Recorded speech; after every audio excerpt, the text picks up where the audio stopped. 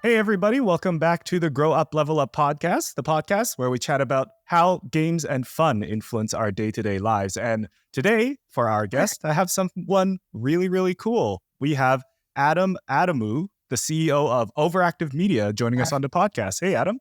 Hey, Samson. Thanks for inviting me. Yeah, this has been a really awesome chance for me to explore, like, what the heck you do in esports, what you are as an esports owner. But I'm jumping ahead of myself. Maybe in 60 seconds or less, can you explain who you are, what you do? Sure. My name is Adam Adamou. As you know, I'm the co-founder and CEO of OverActive Media. OverActive Media is, I would say, one of the largest esports organizations in the world right now, with operations across the Americas and EMEA, as we call it now, including multiple brands in Germany and Spain and here in Canada. So my job is to try to keep everything together, try to keep everybody focused on the things that matter, and to try really, as we often say, that we're inventing the industry. So we work with other like-minded people to invent the esports industry. Yeah, no, that's awesome. That's actually one of my questions for later is, what is it like to pave the way for esports in Canada? We'll get to it soon, though, for our audience. But for you, I always like to ask my guests, what are you drinking today on the podcast? Oh, I'm drinking, of course, Red Bull, which is our sponsor over here. We've got the Red Bull Gaming Center. And there's no shortage of Red Bulls around our facility here in downtown Toronto. That's awesome. Especially right now, it's 3:00 on the East Coast. So, that 3:00 Red Bull is something that I look forward to. No, that's good. Yeah, Red Bull and like esports is pretty synonymous. Absolutely. Every event. Yeah, absolutely. A Red Bull. That's great. For me, I'm drinking just a black coffee. So kind of like a Red Bull, but I like black coffee. It's kind of like a Red Bull, but without the sugar. So exactly. Yeah. Yeah. My other question I like to ask every guest is, what are your top 3 video games of all time? Oh, that is so hard. Okay. Mm-hmm. Okay. Is it okay if I go to more than 3? Because I don't think I've ranked them in a while. So I'm just going to say, like, doesn't have to generally be ranked, speaking. Yeah. Okay. So first of all, like the Dark Souls series, right? I mean, Soulsborne, I would say for sure. I would say of those, the first game that I played in that series is always the one you're going to love the most. So the first one that I played and finished in that series was Dark Souls 2. Yeah. And then I went back and played Dark Souls, Dark Souls 3, and Bloodborne, and Sekiro. And so all of those things for me are kind of way up there. I'm a big Soulsborne stan, for sure. Nice. So I would say that's one kind of group. I would say the game that really kind of reignited my passion for gaming would be Metal Gear Solid, way back when it was on the original PlayStation. That game, I think gaming was, for me, in a bit of a rut at the time. There were some kind of cool games coming out, but that game just kind of blew my mind at that time. And I've gone back and I've played it again several times. It holds up. It holds up for the most part, but there's nothing like, connecting that original PlayStation that I still have plugged in, and then putting that disc in and then going back and playing some Solid Snake. Yeah. So that would have to be up there. I think, okay, so I'm going to just say a few more. So top 10. Elder Skyrim, okay, was, and again, I think that's kind of like less, it's kind of not looked upon as highly as it was when it came out, I think like in 2011, right? But that game, I can't believe it's 12 years old, just like redefined the whole concept of gaming in a lot of ways, right? Because there was just so much you could do. And that was the first Elder Scrolls game that I ever finished. And I get like mostly when you kind of are kind of sucked into a series like that, it kind of stays with you forever. And I'll say one more. I'm going to say 2 more, okay? Sure. The Mass Effect, I have to kind of give some credit to the Mass Effect series because that was BioWare, Canadian, Edmonton, back in the time when they were kind of at their peak. The Star Wars Knights of the Old Republic kind of came before, and then that universe that they created, especially before Electronic Arts kind of acquired them, and it kind of went downhill, unfortunately, after there. But that Mass Effect 2 in particular, just like, it was incredible because it was like an action game like Halo, which I also really loved, but it was like 80 hours long, okay, with relationships and stories. And if anybody hasn't played that, especially Mass Effect 2, please go back and play that. And then I have to do a shout out to like my XComs and my Civs, right? Because again, those games are not story based, but man, I must have put thousands of hours into both Civilization 4 and 5 and XCOM 1 and 2. So, okay, so that's my top 10 maybe. That is awesome. Quite amazing slew of games. Lots of single player games actually, which I found interesting. Well, I haven't mentioned like Overwatch or Call of Duty or League of Legends or Valorant or the games that were in Counter-Strike. And for me, the games that we do kind of on the esports side are too competitive for me. Like it's hard for me to go up against the average player that has the amount of time that they can put into those games and be anything other than insulted. So yeah. So like I like them, but I'm just not good at them. So it's hard for me to rank them highly when I keep getting fragged. So. Yeah. But when it's all frustration, at least in Elden Ring, you can beat the boss. Or I could have somebody invite somebody in to help me, right? Yeah. So yeah. No, that's awesome. That's a great list. Good. Like not just like sure they're all single player games, but they do span kind of different genres, and it's also a long time. You went from Metal Gear Solid all the way till was like the most recent one, like maybe Elden Ring, Mass Effect, probably. Elden Ring. Yeah. That's awesome. Well, thanks for sharing your top five-ish games. Yeah, whatever. Top whatever number. Yeah. Probably 10. But we also kind of went ahead and talked about no esports games, but maybe we'll tie that into my next question.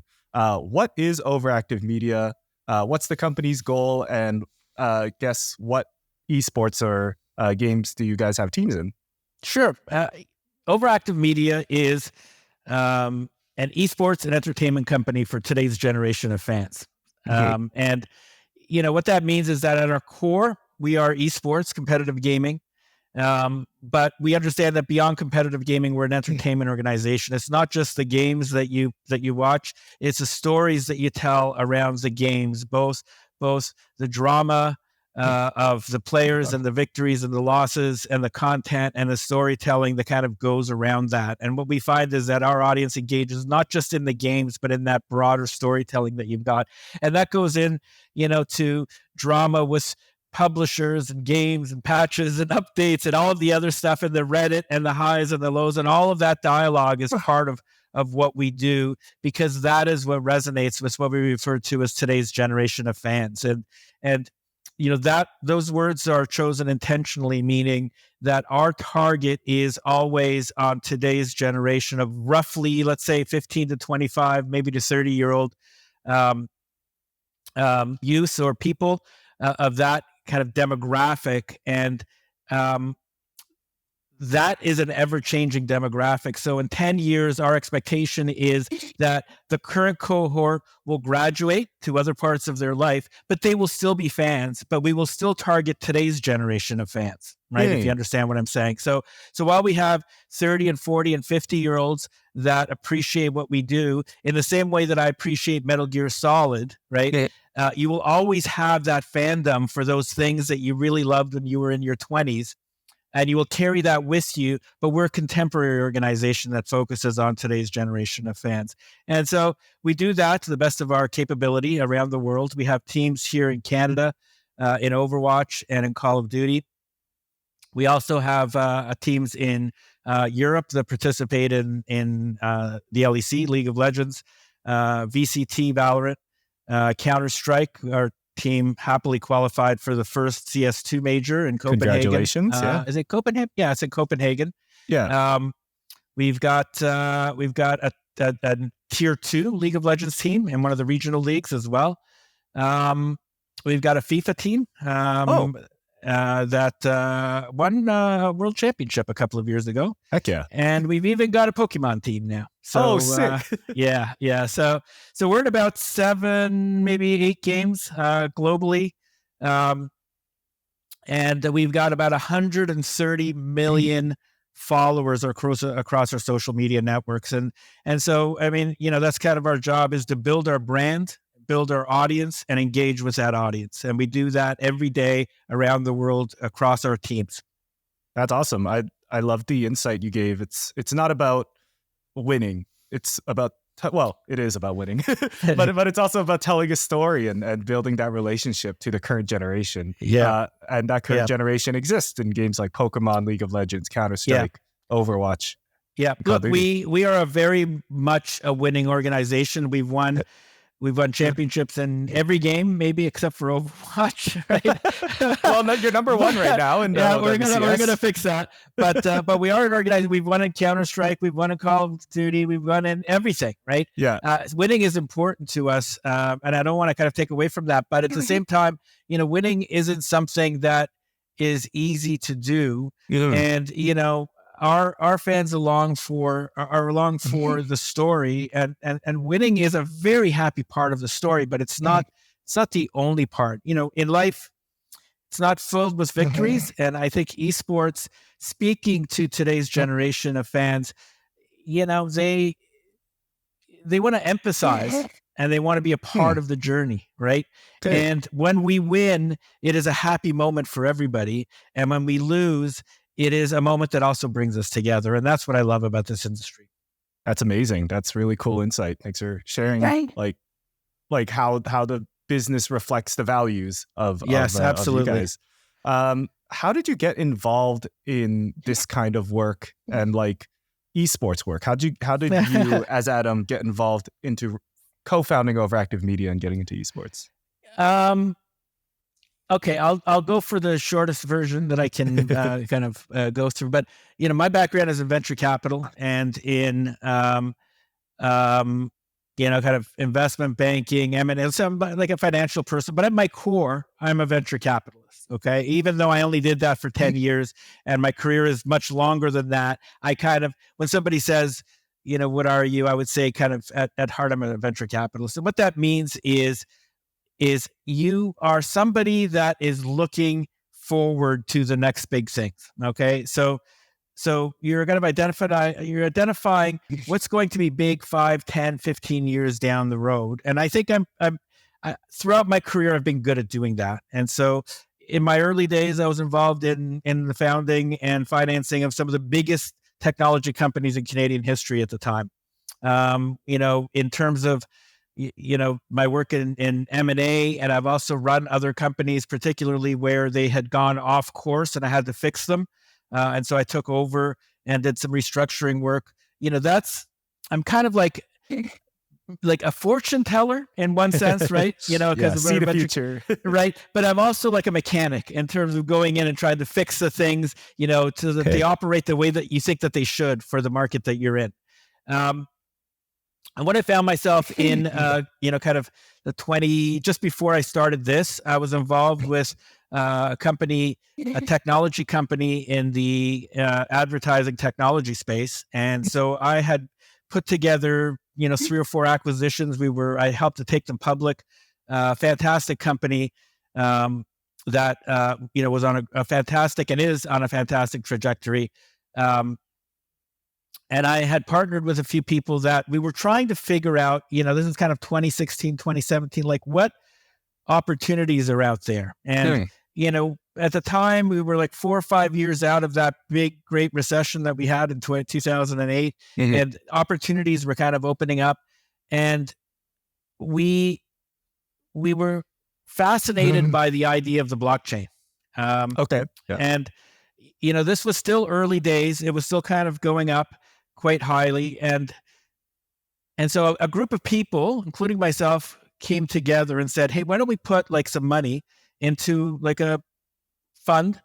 And why don't you guys figure out this blockchain stuff for us and tell us like, what should we do? Like there's so much kind of BS, still is, but like there's probably something here, right? And so I said, okay. And, so we started, kind of going to work to try to figure it out. And we were looking at the cryptos and the mining and all. And so what we decided was that, the blockchain was a technology rather than a currency. And I still believe that, right? And that the actual blockchain has applications that do things differently than you did before, that have like some actual kind of benefits, productivity benefits. And so we were looking at industries that the blockchain could have kind of a beneficial impact on, rather than mining Bitcoin or whatever, right? Selling NFTs and yes, whatnot. we were trying to figure out like what is the technology benefit of the blockchain, right? Mm-hmm. And so we kind of went back to kind of first principles, and we thought, okay, over the course of our experience, what industries adapt first to technologies? Okay, and okay, well, without kind of being overly blunt, it's kind of like porn and gambling and video games. Okay, yeah. Hey, those are the top three. You didn't make it up. They're kind of advanced movers, right? And you see that even with AI with gaming right now too, right? And so we didn't want to do like porn or gambling, right? And so we kind of started looking at the gaming industry and to try to figure out like what kind of opportunities could there be with blockchain and the gaming industry. And so that's when I started looking at gaming, and we started making some investments in gaming companies that we saw could benefit from the development of the blockchain industry. And so back then we also invested in a company called Enthusiast Gaming, which we were among the earliest investors in Enthusiast Gaming. We invested in a company that is also out of Vancouver called Fans United or something like that. It kind of changed its name, I think, at the time. Okay, yeah. Can't remember what it was called, but it's also a publicly listed company. That was in the betting space, but it was more like of a business-to-business betting company in the gaming esports sector, though, right? Okay. And then we also kind of invested in a company called Splice at the time, trying to figure out, like, let's kind of dip our toe into the gaming / esports kind of sector and try to figure out where those benefits are. And then we decided, I went to a conference in the Bahamas, and it was like a blockchain conference. And I was just sorely like devastated. I went down and I thought, okay, this whole industry is probably BS, right? Like everybody there were people that I would not want to work with, right? Oh, okay. Okay, so this was like early 2018, okay? And I was there with a couple of partners and some of the guys that we'd invested in. We brought them down to this conference, and there was like a bunch of people with like, they rented Lamborghinis and stuff to make themselves look like they're like, you know, it was like you can tell fakes when you've been in the business as long as I have, right?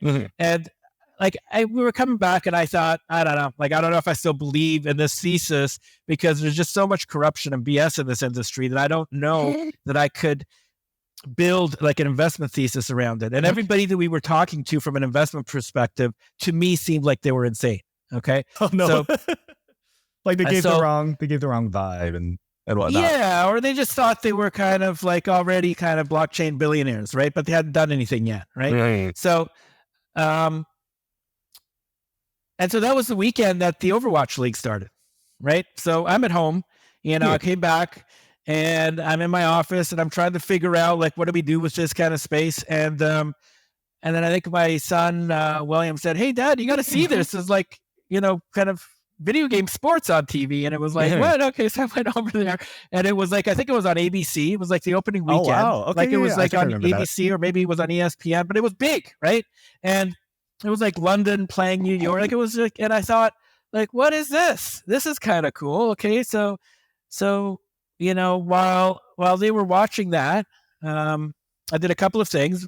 I ordered,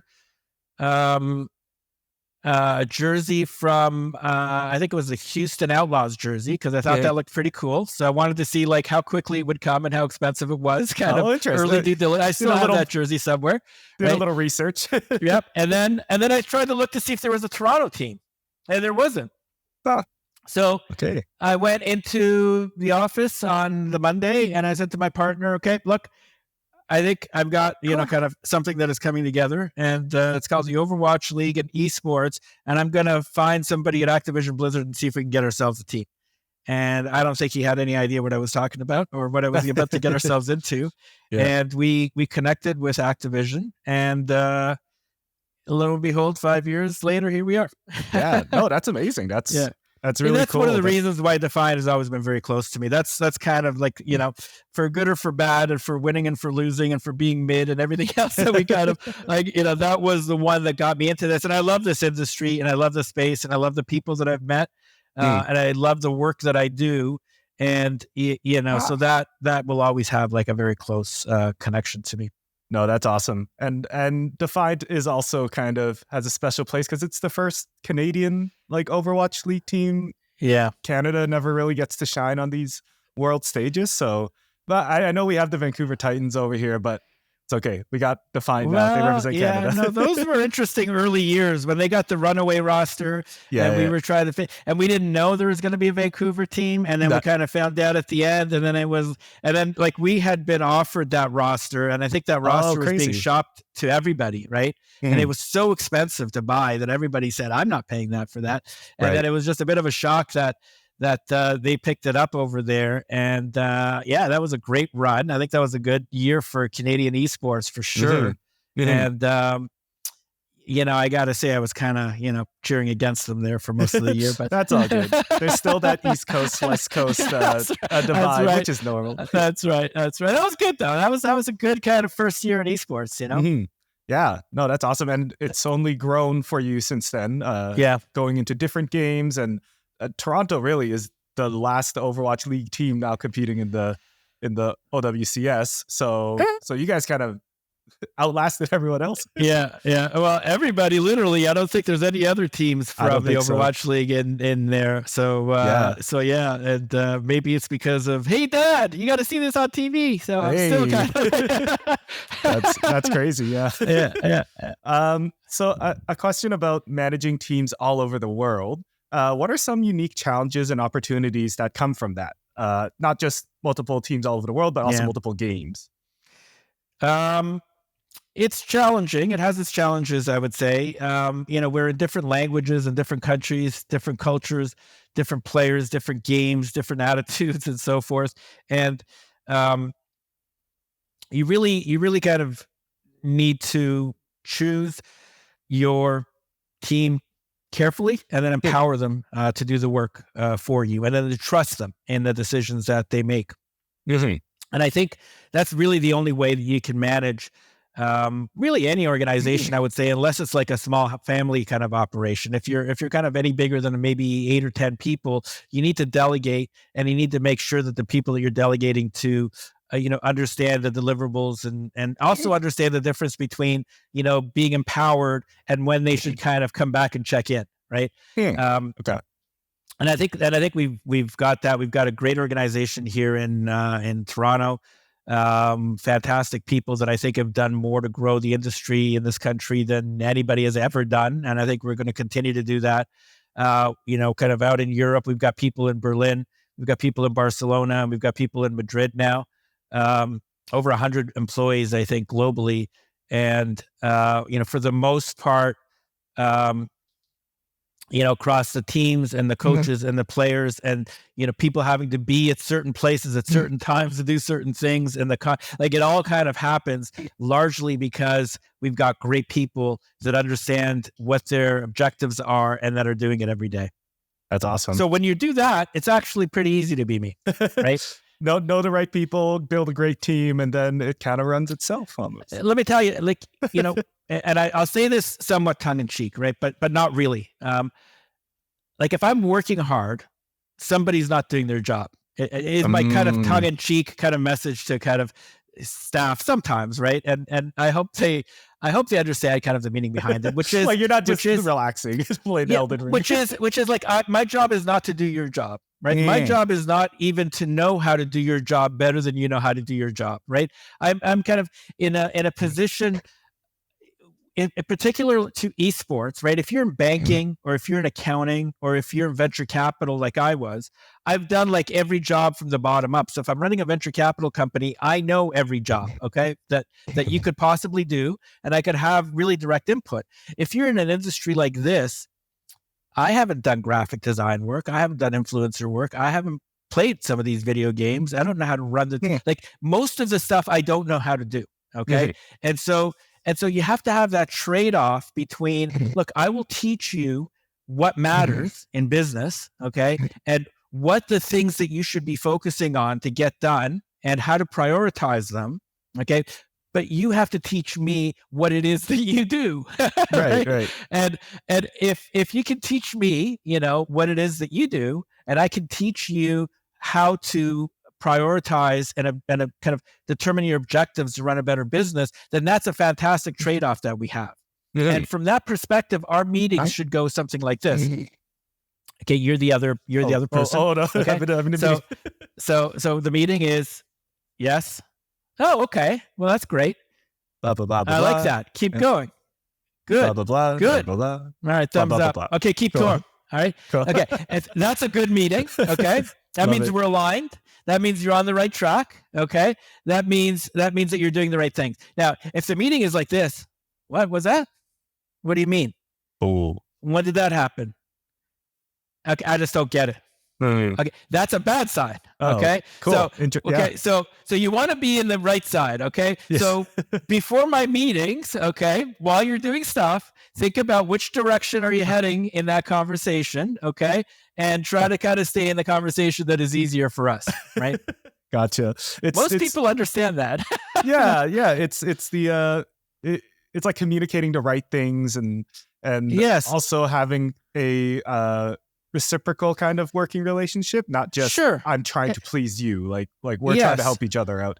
Right. And build something great. if you have an ask, right, you should not surprise me, right? In other words, you should manage up as well as manage down. And you should be kind of providing me pieces of information on an ongoing basis so that when the time comes that the decision has to be made, I have the requisite kind of components that you've been thinking about, and I've been providing feedback as we get there. And then when the decision needs to be made, it should be an easy conversation, right? And really, it's for a lot of particularly younger people, I think you should think about that managing up is as important as managing down.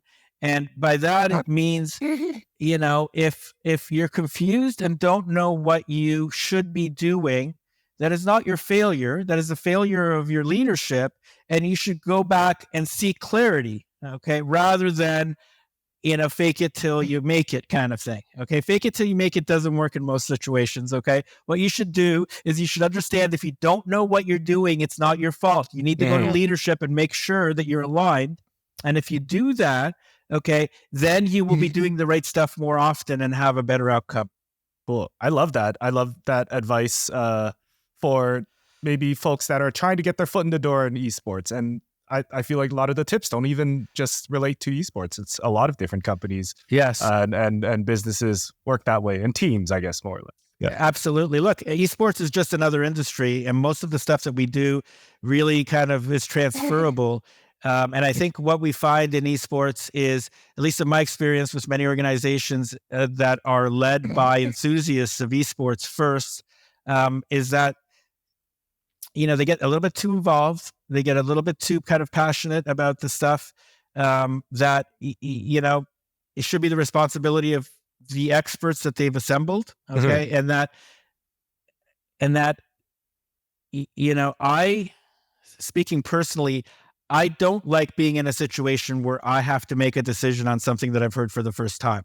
It's too powerful a position. Okay. It is better for those decisions to be made by somebody that doesn't have the final say. Okay.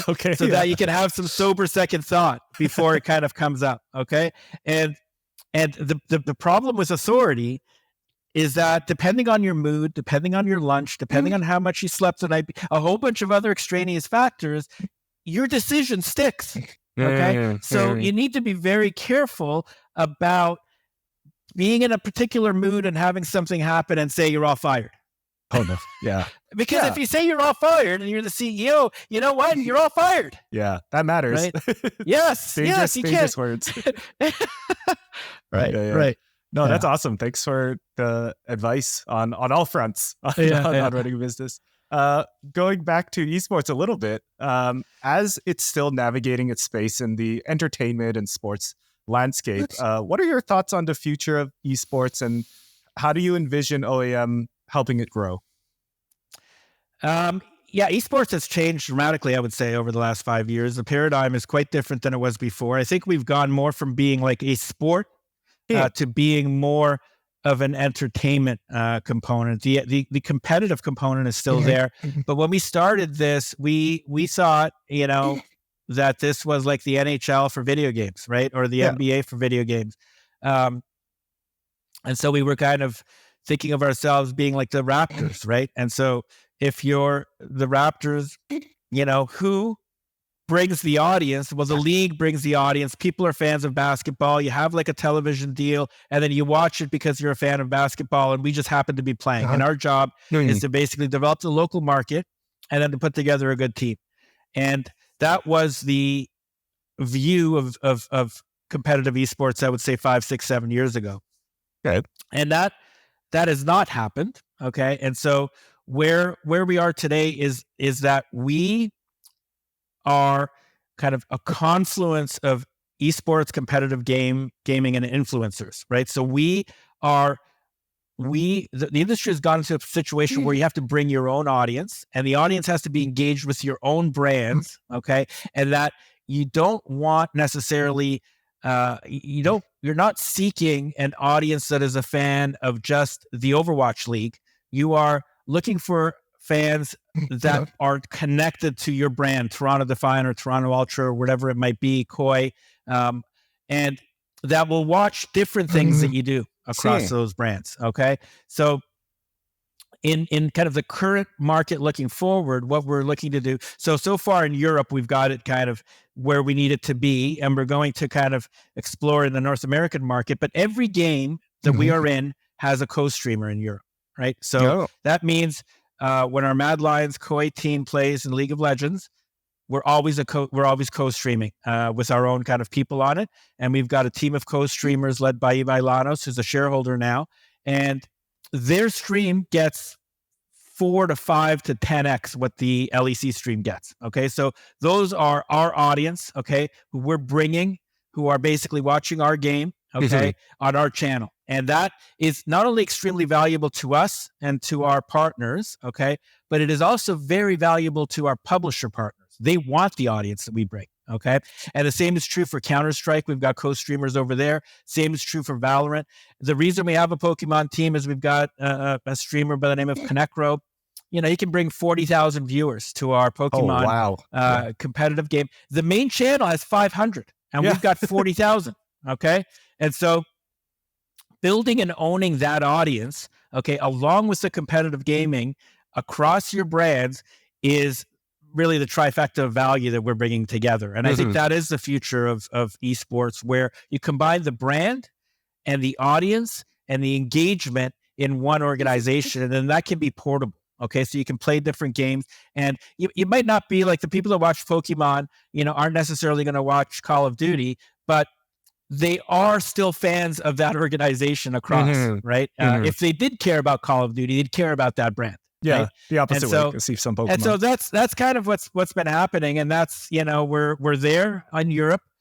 We've got kind of our audience right now is about 130 million people worldwide in terms of our follower audience. If you take a look at the viewership, global viewership for esports, our teams have been the number 1 channel on Twitch for peak viewership, both in January and February. So those are our teams in the number 1 slot. We're also at the number 3 slot, right? So if you take a look at the top 5, our teams are 40% of the top 5, let's say, for January and February in terms of viewership.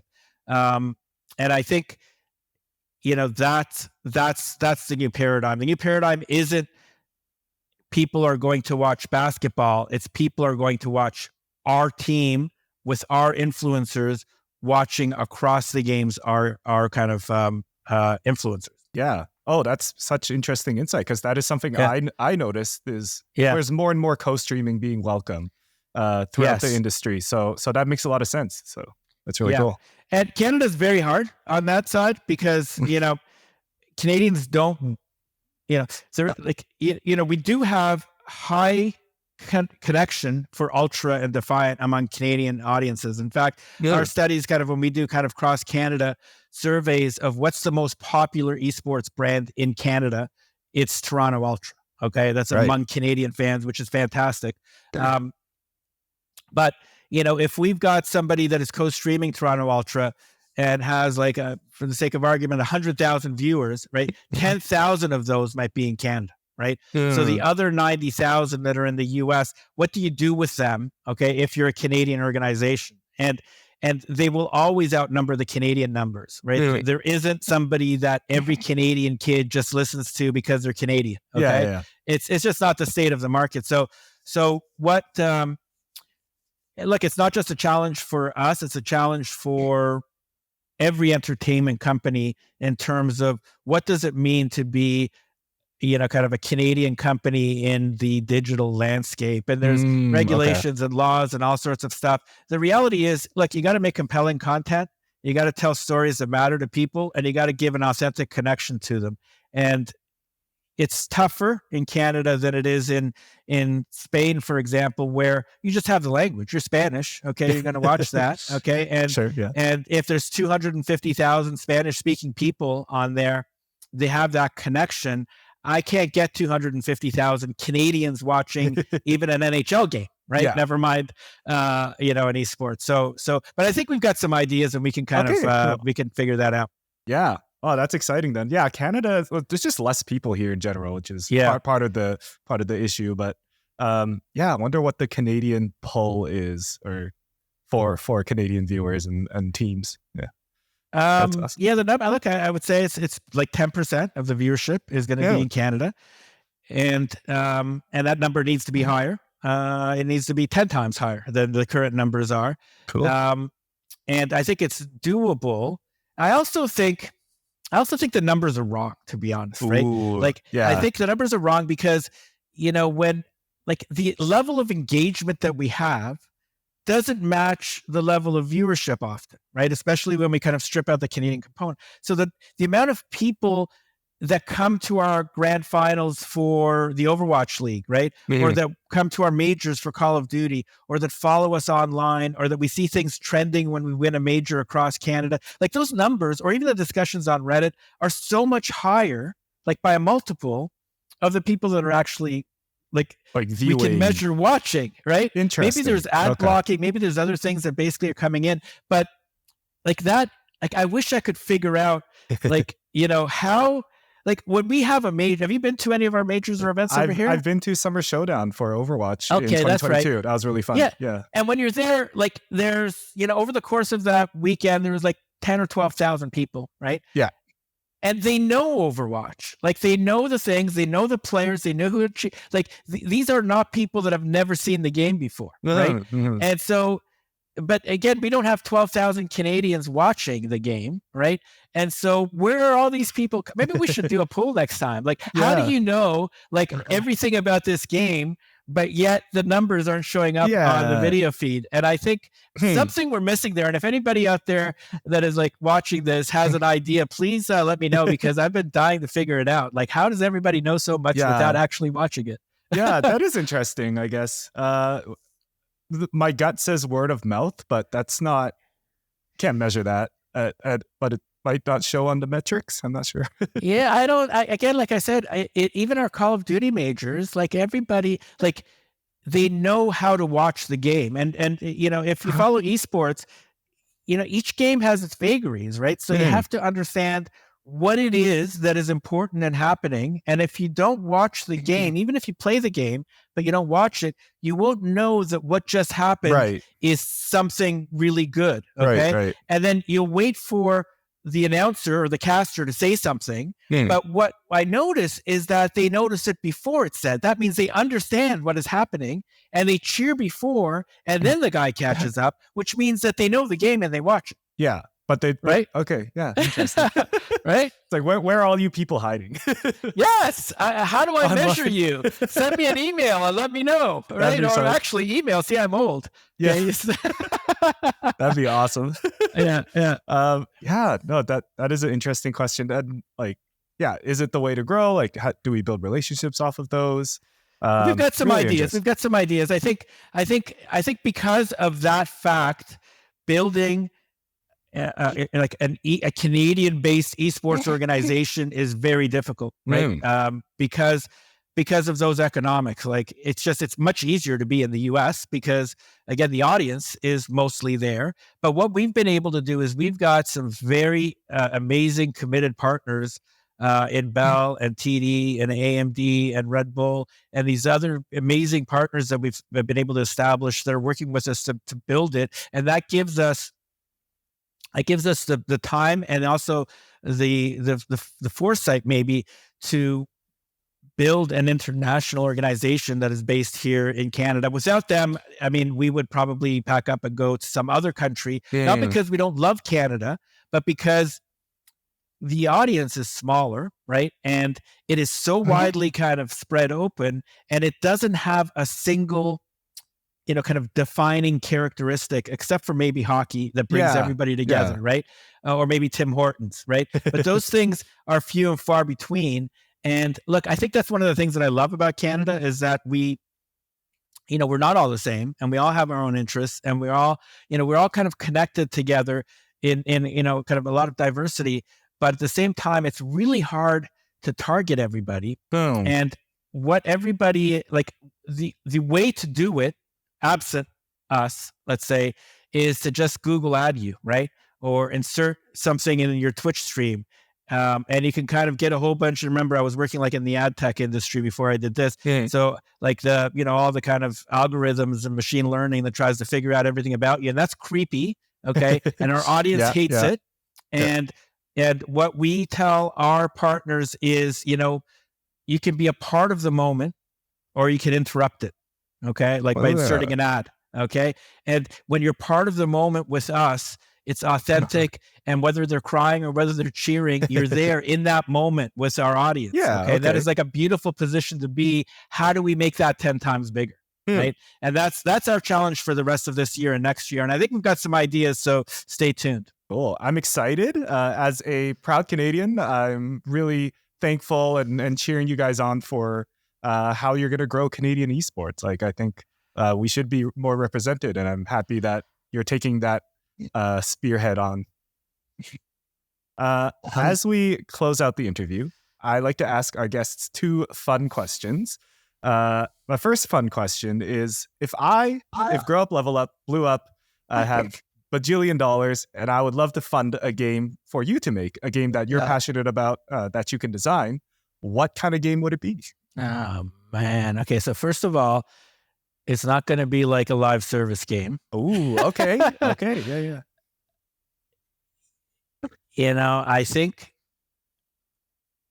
I think it would probably be something in the science fiction realm. I think there's just not enough science fiction games out there. Yes. Like there's a lot of fantasy, but not enough science fiction, I would say. It would probably be something immersive with some kind of a deep story, maybe some kind of an RPG, maybe something like Mass Effect, but kind of blown up, kind of by 10 times, right? Okay. Where you can kind of have multiple kind of stories in there. But again, I'd be open to maybe some kind of, some like PvE or some kind of like co-op, but I don't want people coming in and killing me. So PvE, yeah, co-op would be nice. Work together. Well, what about Starfield? Have you gotten to try that yet? Yeah, Starfield. I don't know, didn't stick. I mean, I bought Starfield in the first day. I don't know, it just didn't. It did. I think, like for one of the things, one of the barriers to gaming that I find is that if I don't know what to do next, like I really kind of like I run out of patience for the game, and so. And so the thing about Starfield is like it doesn't have a map. Like I don't know. Where am I gonna go? My critique too. And so like don't waste my time with me having. And that's one of the things I struggle with open kind of world games is that like okay, so where do I go? So I got to spend now. Like I've only got a limited amount of gaming. Like just. And maybe this should be like an easy mode or something, but just tell me where to go next, okay? Like I want to go at the end of the next thing. Point do that. And the games that I tend to finish are the ones that tell me where to go, okay? And so some kind of science fiction role-playing game in the Mass Effect kind of sphere or kind of mold that is 10 times bigger. Great character, something like Baldur's Gate, maybe 3, but in a kind of a science fiction world. Cool. Yeah, actually, that's it. I'm going to say Baldur's Gate 3, okay, made by historical BioWare. Let's kind of bring back the BioWare from the olden days, bring the doctors back to Edmonton, recreate that, spin that out of EA, okay? And Baldur's Gate, is 3. I mean, Baldur's Gate 1 and 2 were by BioWare as well. Yeah. So let's do Mass Effect, Oh, but yeah, it was. in that kind of thing. So that's okay. That's it. Cool. That's what I'm going to say. I love it. That's a Right. great idea. Yeah, Well, yeah. And it's also Canadian. Yeah, true. Exactly. Yeah, I love it. Yeah. And my last question for you is, what is your one piece of wisdom to leave with the world? Okay. I think what I have found helpful in my life is to express gratitude. And I think it's something that we often take for granted, that people feel that we feel it, right? Or people that we think that people feel that we feel it, but it's not true. And I think, if you feel and express gratitude for the kindness of other people and you recognize it, it is like it is an empowering step to happiness. And I've tried to do that myself and try to kind of appreciate whatever small help or assistance that people offer, and I try to express that to my children as well. But there is nothing but upside from not just saying it, but feeling it. Okay, and feeling gratitude is a muscle that you can develop. Okay, do not take things for granted. Do not feel that you are owed things. And when somebody does a kindness to you, feel it and express your appreciation and gratitude for it. And I think if you can do that, this world would be so much better. And it's made me a happier person ever since I had that wisdom shared with me, and I've started to practice it. That's awesome. Yeah, the act of feeling is a really great one. I think some people feel uncomfortable when they feel thankful, and being able to express it, hold their step. It's a challenge, but it leads to. It's also a cultural thing too. Some cultures are just kind of different in expressing it, and I think, and particularly like in my culture, kind of Greek Cypriot, like we are all kind of very kind to each other, but especially the male kind of figures are kind of the strong silent type, except if you get us talking about politics when we've had a few beers. But but by and large, like, we don't express gratitude. And my parents passed away, unfortunately, kind of over 10 years ago. And I think that's when this realization came on me, because I just took it for granted that they knew and how much I appreciated everything. But I never actually told them. Okay. And so I internalized that after they both kind of passed away. And then I changed the way that I was, both to my family and to other people. And it's maybe with a tinge of sadness that it kind of started, but you know what? It's a positive that came out of a horrible situation, losing your parents. Mm-hmm. Yeah. Thank you for sharing that. That's really powerful, I think. So I hope everyone listening to this after find someone to say thank you to, find someone to show some gratitude to. Yeah. Especially your parents. Go and tell your parents you love them and to thank them. Okay. All right. I will. Yeah. I will, Adam. I will. All right. Well, Adam, thank you so much for joining me on the podcast. This has been really great. I loved getting to know you and how you approach business and your vision for esports, which is an exciting industry that everyone loves to follow anyways. If folks want to connect with you and OAM, how can people do that? Best way is to find me on Twitter at Grazen, Grazen, in the Canadian way. And my DMs are open, so just send me a DM. Awesome. Yeah. And for myself, I'm Samson XP on all the socials, or at Grow Up Level Up. And my DMs are also open, so you can reach out to me if you want to be a part of the show or collaborate, or let me know what you thought about this conversation between Adam and I. Adam, thank you again for your time, and have a great weekend, and we'll be cheering you on from Canada and all over the world. Much appreciated. Thank you, Samson.